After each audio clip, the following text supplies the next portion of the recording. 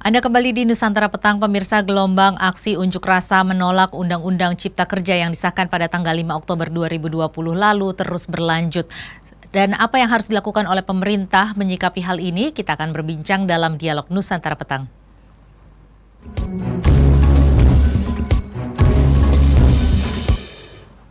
Ya, dan pemirsa, sudah bersama dengan saya ada Tamil Selvan atau yang biasa disapa dengan Kang Tamil. Beliau adalah pengamat sosial politik. Selamat sore, Kang Tamil. Sore. Ya, ini memang terus ya berlanjut aksi unjuk rasa, bahkan kemarin juga sempat berujung dengan tindakan anarkis. Dan ini sebenarnya apa yang terjadi di sini saat ini? Apakah memang saat ini pemerintah terlalu terburu-buru untuk mengesahkan Undang-Undang Cipta Kerja? Ya, jadi saya mau mulai dari hal yang fundamental dulu. Kalau kita lihat, saya sendiri percaya bahwasannya Omnibus Law RUU Cipta Kerja ini adalah niat baik pemerintah. Ya, kita sama-sama tahu bahwasannya begitu banyak kemudian undang-undang yang saling tumpang tindih, ya, kemudian bertolak belakang sehingga banyak kemudian implementasi di lapangannya menjadi serba salah dan serba sulit. Kemudian muncullah niat baik ini tadi. Nah, namun dalam kemudian prosesnya kita lihat ketika kemudian sampai di DPR, sampai hari ini kita lihat muncul beberapa riak-riak, kemudian reaksi-reaksi dari masyarakat. Artinya apa? Artinya tentu ada kemudian poin-poin yang tidak terakomodir. Kan begitu. Kalau kita bicara kemudian DPR ataukah pemerintah ini tidak membuka ruang dialog, tentu tidak juga. Tapi artinya apakah ruang dialog yang dibuka itu sudah cukup? Nah, aksi-aksi ini menunjukkan bahwasannya ruang dialog yang dibuka itu belum cukup gitu. Kemudian kita tahu kalau secara secara momen atau secara timing kita sedang dihadapkan oleh pandemi, ya, di mana sedang kita merasakan krisis kesehatan yang kemudian bermuara dan paling kemudian mengena kepada masyarakat adalah krisis ekonomi. Proses-proses yang kemudian dibawakan di DPR ketika pengesahan RUU Omnibus Law Cipta Kerja ini membuat banyak pihak bertanya-tanya, ya, mulai kemudian pengesahannya hingga larut malam, ya, yang kemudian lagi membuat semakin banyak pihak yang bertanya itu ketika ada ungkapan dari anggota-anggota DPR sendiri, seperti Pak Fadlizon mengatakan kopi atau draft RUU-nya kami nggak dibagi, begitu kan? Kemudian pembahasan RUU itu di paripurna kami dikasih tahu 15 menit sebelumnya. Nah, ini kan tentu menimbulkan banyak tanda tanya, gitu. Nah, belum lagi kemudian draft yang beredar di jagat media itu berubah-berubah. Kita tahu pertama ada 1028 lembar, kemudian muncul 905, ada 1038. Nah, hari ini kita lihat sendiri kemudian ada 812 gitu kan. Nah, jadi saya kira poin utama dan kemudian kekeliruan, keburukan saya bisa katakan dari instrumen-instrumen pemerintah ini dari mulai awal pemerintahan Pak Jokowi ini masih sama, tidak piawainya para instrumen-instrumen ini mengelola informasi publik dengan baik, gitu loh. Makanya saya katakan begini, kita di era ini ya, di era Pak Jokowi ini ada kemudian influencer, ya, influencer yang kemudian menggunakan anggaran cukup besar, ada juru bicara presiden. Kalau kemudian dari pihak legislatif kemudian eksekutif mengatakan kepada masyarakat bahwasannya lu udah pada baca belum gitu. Nah, saya kira ini bukan ungkapan yang bijak gitu. Saya kira ini bukan ungkapan yang bijak. Kenapa? Jangan salahkan masyarakat kalau belum membaca apa isi dari undang-undang tersebut, tapi coba introspeksi diri. Sudahkah kita memberi penjelasan dengan baik dan benar? Gitu. Saya sendiri coba dengan beberapa teman-teman kita mengulas, kita merangkum banyak kemudian isu-isu, ya, kita merangkum kemudian banyak yang dikatakan hoax itu kemudian kita telaah. Nah, memang kalau kita bicara dari 905 ya, 905 salah satu versi 905 halaman itu tentang tenaga kerja ini kan nggak lebih dari 28 lembar.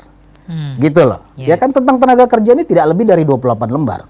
Nah, kalau kita bicara apa yang kemudian diributkan oleh para buruh dan lain sebagainya, memang saya melihat ada satu poin, ya kan, itu kurang lebih ada di pasal 59. Di Undang-Undang Nomor 13 Tahun 2003 itu tentang masa kontrak kerja buruh diatur di undang-undang. Kontrak pertama maksimal 2 tahun, kemudian perpanjangan kontrak kedua maksimal 1 tahun.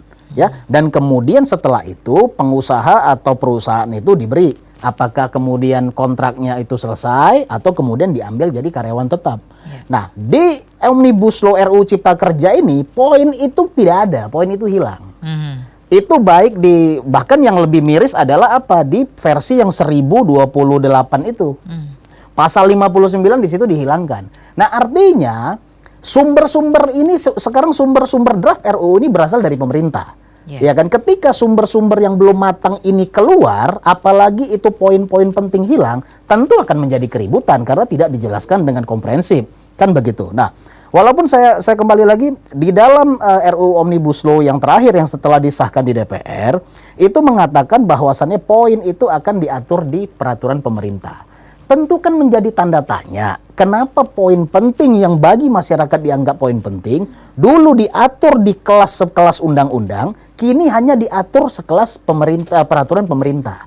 Ini harus ada yang bisa menjelaskan, gitu. Saya lebih mengerucut kepada apa? Saya lihat terakhir ketika Pak Presiden kemudian memberi penjelasan, ya kan? Saya mohon maaf, saya mesti katakan apa yang disampaikan Pak Presiden itu tidak merubah apapun. Kenapa? Karena banyak masyarakat yang juga coba menjelaskan, tapi kita begini loh, artinya yang demo ini mahasiswa, ya. Kemudian banyak pihak-pihak, jangan kita anggap mereka ini bukan orang-orang intelektual. Jangan kita anggap terus tendensius kita bilang, oh kamu nggak baca, jangan begitu. Justru karena mereka tahu pokok permasalahan, makanya mereka ribut. Maka apa langkah yang perlu diambil? Coba dijelaskan runut. Kan begitu. Contoh seperti salah satu contoh temuan yang tadi saya katakan, harus ada tim ofisial yang menjelaskan itu. Kemudian maka salah satu wawancara atau salah satu pernyataan Pak Presiden yang kemudian menjelaskan secara secara gamblang. Kemudian beberapa waktu lalu kita minta Pak Presiden bahwasannya seluruh kepala daerah harus bisa menjelaskan atau menginformasikan tentang RUU Omnibus Law. Pertanyaannya, ketika timbul pertanyaan seperti tadi, apakah para kepala-kepala daerah itu mampu menjelaskan? Kan begitu. Nah, yang mampu menjelaskan siapa? Tentu si perancang undang-undang tadi.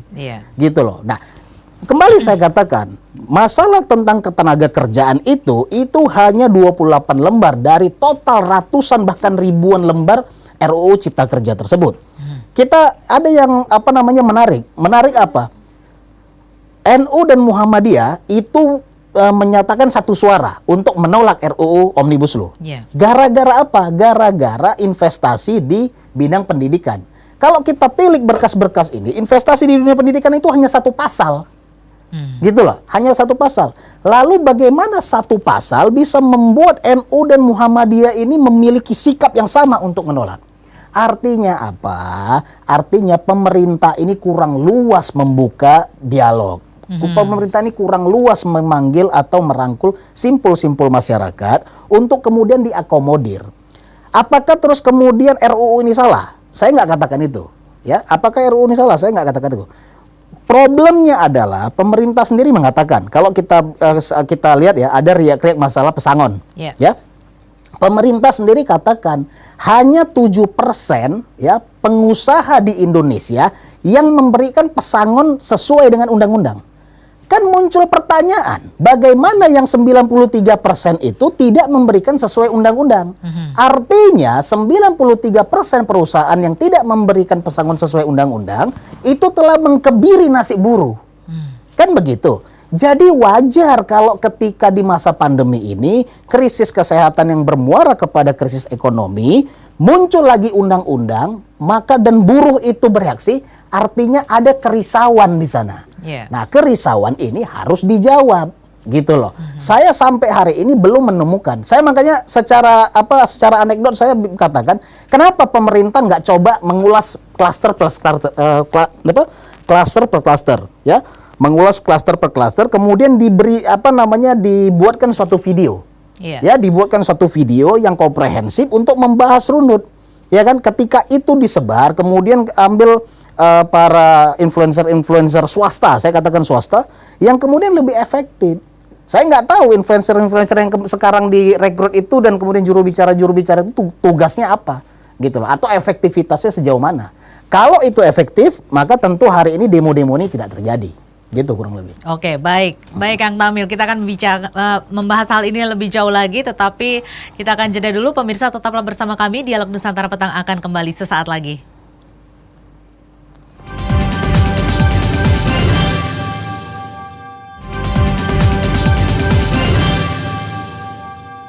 Anda kembali di Nusantara Petang dan kita masih berdialog dengan Kang Tamil mengenai Undang-Undang Cipta Kerja ini.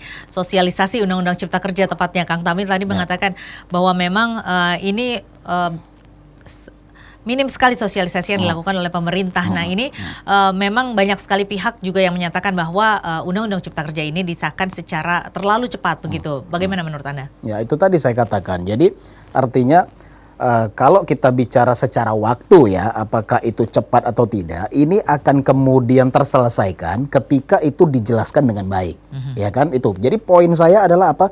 Poin bagaimana pemerintah bisa menjelaskan hal ini dengan baik. Kita lihat dan saya katakan begini, Pak Jokowi ini bagi saya itu adalah tokoh yang paling piawai merangkul segala pihak. Tapi saya nggak melihat kepiawaian itu akhir-akhir ini, terutama di periode beliau kedua ini ya. Makanya saya katakan, apakah memang Pak Jokowi ini merasa karir beliau sebagai tokoh politik itu sudah berada di puncak dan tidak perlu lagi menggunakan rangkulan-rangkulan politik? Tapi beliau lupa. Apa yang beliau lupa? Gubernur-gubernur di daerah itu, ini semua adalah tokoh politik. Ya, di mana kita lihat ada kurang lebih 5 gubernur yang kemudian ikut menolak RUU Cipta Kerja ini. Kemarin bertambah lagi 1 dan itu cukup mengujudkan kita, yaitu Khofifah dari Jawa Timur. Ya, beliau juga menyurati Pak Jokowi. Hari ini kita lihat ada di Kota Tarakan. Jadi artinya level gubernur, level provinsi sudah bersuara dan kemudian ini diikuti. Ini bahaya, gitu loh. Ini bahaya. Artinya bahaya apa? Ketika selevel gubernur, ya level gubernur dan wali kota yang merupakan perpanjang tanganan dari pemerintah pusat di wilayahnya, justru ikut untuk kemudian menyarankan, saya pakai bahasa yang lebih sopan ini, menyarankan agar ini bisa dipending, ya agar Pak Presiden menerbitkan perpu untuk kemudian menunda hal ini sinyal gitu loh. Sinyal apa? Karena para tokoh-tokoh politik ini perlu apa? Perlu untuk pengaruh-pengaruh para masa ini untuk elektoral pribadi mereka. Ya kan? Kita nggak usah bicara apakah dari para tokoh-tokoh ini akan maju di 2024. Kita nggak usah bicara sejauh itu. Tapi paling tidak mereka butuh pengaruh tokoh masa yang hari ini ada untuk elektoral. Nah ini yang harus jeli dilihat oleh Pak Jokowi gitu. Saya lihat Pak Jokowi tidak jeli melihat ke arah sana. Kemudian apa? Hal ini diperburuk dari statement-statement anggota-anggota DPR kita. Kemudian muncul statement, oh ya udah kalau memang nggak sesuai, kalau memang nggak sepakat, tempuh aja jalur ke MK, judicial review aja. Ada salah satu anggota seperti DPR menyederhanakan masalah begitu ya. Betul. Kemudian apa? Ada anggota DPR yang kemudian mengatakan, ya sudah kalau memang nggak suka sama anggota DPR yang kemudian terkait dengan RUU ini, nggak usah dipilih. Artinya apa? Berpolitik dan bernegara itu nggak sekaku itu. Mereka lupa, mereka yang hari ini duduk di puncak pimpinan pemerintah, puncak pimpinan politik, ini adalah ketika mau mengambil jabatan itu, dulu ngerayu-ngerayu rakyat nggak karu-karuan. Gitu loh. Oke, baik Kang Tamil, ini terkait dengan durasi kita yang singkat ini. Kita tidak berbicara mengenai apakah undang-undang ini memang substansinya seperti apa dan juga kira-kira karena memang untuk tujuan yang baik tentunya ya. Dan kita juga tidak berbicara mengenai apa yang sudah dilakukan oleh pemerintah ke belakang, tetapi kemudian apa yang harus dilakukan ke depannya. Ya, maka itu saya bilang apa tadi, yang penting bagaimana ini bisa dijelaskan. Dan cara menjelaskan itu juga harus benar-benar dilihat ini titik permasalahannya. Contoh, saya ambil contoh satu aja. Ketika NU dan Muhammadiyah menolak, ya Pak Presiden kita ini kan wakilnya itu Pak Ma'ruf Amin yang merupakan seorang ulama yang sangat dihormati. Kenapa nggak minta Pak Ma'ruf Amin kemudian yang bicara kepada pimpinan NU, kemudian kepada pimpinan Muhammadiyah? Tentu ketika ulama bertemu dengan ulama, satu bahasa akan lebih soft. Ini salah satu contoh. Banyak kemudian ada simpul-simpul buruh, ya kemudian ada simpul-simpul mahasiswa. Makanya saya bilang, Pak Jokowi ini orang yang sangat piawai melakukan perangkulan politik. Ya mohon maaf, lawan politiknya di 2019 Pak Prabowo aja direkrut, jadi kemudian bergabung menjadi menteri. Ini kan membuat suatu terobosan saya kira, kan gitu. Nah, Saya sarankan agar pola-pola merangkul ini bisa dikembalikan. Sehingga apa? Sehingga suasana lebih kondusif. Ya kan, suasana lebih kondusif. Banyak jalan-jalan yang bisa ditempuh. Mungkin para pengamat tata negara lebih paham itu apakah melalui Perpu dan lain sebagainya.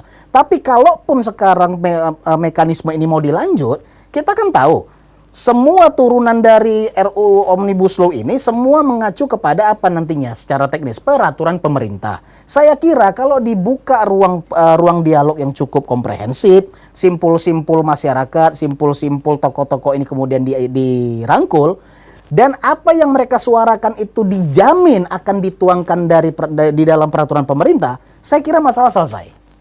Gitu. Ini melalui apa harus dilakukan hal tersebut?